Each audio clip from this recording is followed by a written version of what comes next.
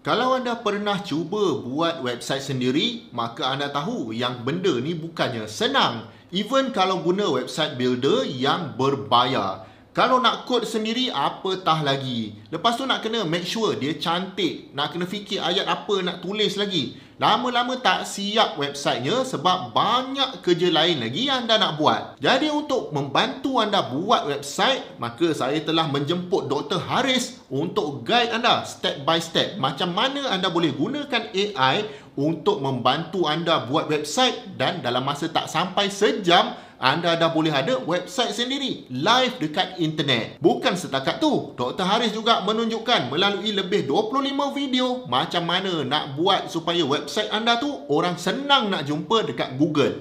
Yelah, sebab ada website pun, tapi kalau orang tak jumpa, nak buat apa kan?